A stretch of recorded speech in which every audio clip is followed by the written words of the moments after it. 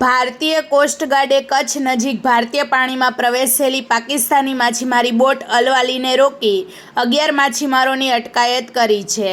ધરપકડ કરાયેલા પાકિસ્તાની નાગરિકોમાં સફી મોહમ્મદ સહિત હુસૈન, ઝહીર, ગુલામ મુસ્તફા, સરવર, મેહતાબ અલી, ઇબ્રાહીમ, હબીબુલ્લાહ, સુલતાન, સુમા અને સરફરાઝનો સમાવેશ થાય છે।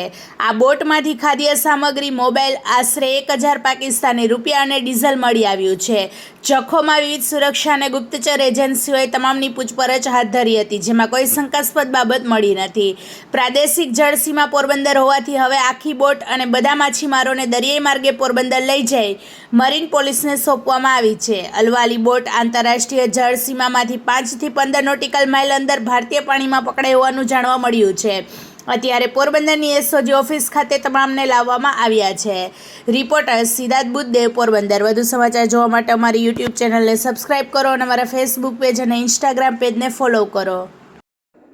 ઇન્ડિયન કોસ્ટગાર્ડ દ્વારા IMBL ક્રોસ કરી ભારતીય જળસીમામાં જખો નજીક માછીમારી કરતી પાકિસ્તાની બોટ, જેમાં રહેલ કુલ 11 આરોપીઓને પકડી પાડવામાં આવેલ, જે આરોપીઓમાં 2 બાળ આરોપીઓનો સમાવેશ થાય છે। આ તમામ વિરુદ્ધ આજરોજ નવી બંદર પોલીસ સ્ટેશન પોરબંદર ખાતે 0 FIR દાખલ કરવામાં આવેલ અને આગળની કાર્યવાહી માટે પશ્ચિમ કચ્છના નારાયણ સરોવર પોલીસ સ્ટેશન ખાતે મોકલી આપવામાં આવેલ છે।